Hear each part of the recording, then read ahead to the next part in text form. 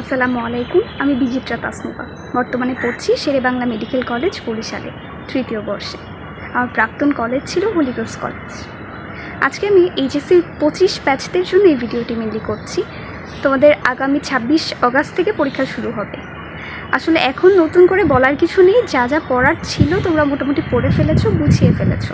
এখন শুধু দরকার লাস্ট মোমেন্টে কতটুকু কীভাবে নিজের জ্ঞানটুকুতে রেসিডুয়াল নলেজটুকু নিয়ে ওই রেসিডুয়াল নলেজটুকুকে ইমপ্লিমেন্ট করে আসা আর খাতায় ঠিকভাবে উপস্থাপন করা, যাতে তোমার মার্কস বা প্রেজেন্টেশন একটু ভালো হয়। আচ্ছা, অলরেডি একটা ভিডিও আমি তোমাদের জন্য করেছি কীভাবে সৃজনশীল লেখা যায় ভালোভাবে, একটু সুন্দর করে উপস্থাপন করা যায়। তো ওই ভিডিওটা দেখে তোমরা সৃজনশীলের উপর মোটামুটি একটু ধারণা পেয়েছো। এখন আমি আসলে বলবো যে এই যে পরীক্ষার মধ্যে গ্যাপগুলো বা পরীক্ষার আগের 1-2 দিন যে গ্যাপটা পাবে সেটাকে তোমরা কীভাবে কাজে লাগাতে পারো। পড়া মোটামুটি হয়ে গেছে, এখন সেই সময়ে কি দরকার যে কতটুকু কোন জায়গা থেকে রিভাইজ করব, কোন অধ্যায়টা অনেক বেশি গুরুত্বপূর্ণ। এই জিনিসগুলো তোমরা অলরেডি লাস্ট 2 বছরে অনেক জায়গায় মডেল টেস্ট দিয়ে এসেছো। তোমাদের স্কুলে অনেক পরীক্ষা, কলেজে অনেক পরীক্ষা হয়েছে। তো এই পরীক্ষাগুলোতে তোমরা অ্যাটেন্ড করেছো, যখন দেখেছো যে কোন চ্যাপ্টারের উপর অনেক ইম্পর্টেন্স দেওয়া হয়, কোনটাতে একটু কম ইম্পর্টেন্স দেওয়া হয়, কোনটা থেকে অনেক কোয়েশ্চেন আসে, কোনটা থেকে একটু কম কোয়েশ্চেন আসে, আর কোনটা থেকে হট টপিক বলে না যে হটস্পট, এখান থেকে অনেক এমসিকিউ আসে। তো এই টপিকগুলো একটু হাইলাইট করে পড়ে নিতে হবে যে এমসিকিউ এর জন্য এই জিনিসগুলো অনেক বেশি করে পড়তে হবে, এই জিনিসগুলো থেকে অনেক বেশি আসে, তো ওই জিনিসগুলোকে বেশি ফোকাস করা লাগবে। আর কিছু জিনিস যেমন সৃজনশীল অনেক বেশি আসে, তো সৃজনশীলের জন্য ওইগুলো ভালো করে পড়তে হবে।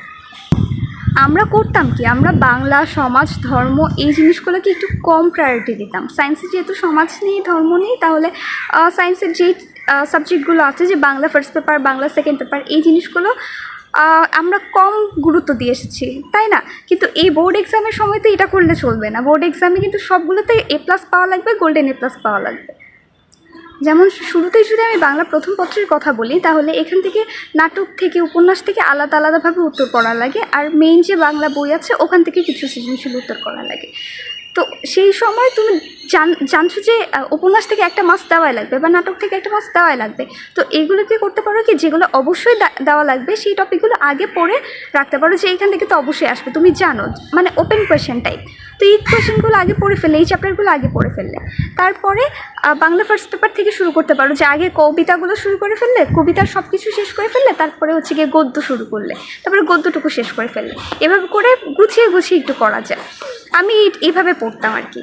তারপরে ইংলিশের ক্ষেত্রে আসলে ফার্স্ট পেপারে আমরা প্যাসেজ যেহেতু দেওয়া থাকে, তো ওই জিনিসগুলো আমরা খুব একটা গুরুত্ব দিই না, যে আচ্ছা হ্যাঁ প্যাসেজ তো দেওয়াই থাকবে। তারপরও কিছু জিনিস যেগুলো তোমার প্র্যাকটিস করা লাগবে, কিছু প্যারাগ্রাফ একটু রিড থ্রু করে গেলে যে কোনগুলো বেশি আসে, একটু টেস্ট পেপারটা পেজ উল্টে দেখে গেলে আসলে শেষ মুহূর্তে এসে তেমন কিছু নতুন করে পড়ার নাই। লাস্ট 2 বছরে তুমি অনেকবার পড়ে এসেছো, অনেকবার দেখে আসছো যে কী আসতো ওগুলো পরীক্ষায়, কী এসেছে বিগত পরীক্ষাগুলোতে। এখন খালি ওগুলোকেই রিভাইজ করে যাবে। একইভাবে ফিজিক্স, কেমিস্ট্রি, বায়োলজি এগুলোর যে 2টা করে পেপার আছে, 2টা পেপারেরই যেই চ্যাপ্টারগুলো তুমি দেখবে যে এই চ্যাপ্টারগুলো থেকে বোর্ড কোয়েশ্চেন কেমন আসে, এটা নিয়ে একটু অ্যানালাইসিস করবে। টেস্ট পেপারটাকে খুলে বসতে পারো, দেখতে পারো যে বোর্ড কোয়েশ্চেন কী এসেছে, নিজের মতন করে ওগুলো একটু প্র্যাকটিস করে গেলে, তো এভাবে আসলে রিভাইজ মানে প্রথমে চ্যাপ্টার ওয়াইজ রিভাইজ দিয়ে যাওয়ার পরে তুমি দেখলে যে আসলে একটু বোর্ড কোয়েশ্চেনগুলো দেখলে বুঝতে পারবে যে আসলে কোনটা থেকে কী বেশি আসে। তো তখন ওইগুলো একটু সলভ করলে তেমন কিন্তু দেখা লাগে না, অল্প একবার পেজ উল্টে গেলেই হয়ে যায়, খুবই কম সময় লাগবে। তো এই জিনিসগুলো একটু করে পরীক্ষার হলে গেলে তোমার কনফিডেন্স আপনাতেই বেড়ে যাবে। তোমার মনে হবে যে আমি তো লাস্ট 10 বছরের বা লাস্ট 5 বছরে, 10 বছরে অনেক বেশি হয়ে যায়, আসলে অত ম্যাচ করবে না সিলেবাসের সাথে, যে লাস্ট 5 বছরের কোয়েশ্চেন তো আমি দেখে এসেছি, তো আমি জানি, আমার মোটামুটি একটা ধারণা আছে এর মধ্যে এই টাইপের আসবে। তো কনফিডেন্স আপনাতেই লেভেল আপ হয়ে যাবে। আর পরীক্ষার খাতায় ঠিকভাবে গুছিয়ে লেখার জন্য একটু হাইলাইট করে লেখা, একটু ইনফরমেশনগুলো তুমি যেগুলো জানো ওইগুলো সবার আগে হাইলাইট করা, যাতে টিচাররা বুঝে যে ও উল্টাপাল্টা কিছু লিখে খাতা ভরিয়ে রাখে নাই। আসলে সেই সুযোগ খুব একটা নাই সায়েন্সে। তারপরও যেমন বায়োলজিতে, বাংলাতে এই জিনিসগুলো করলেও ভেতরে করো, যাতে না ধরা যায়। আর এই তো মোটামুটি এভাবে করে গুছিয়ে নিও।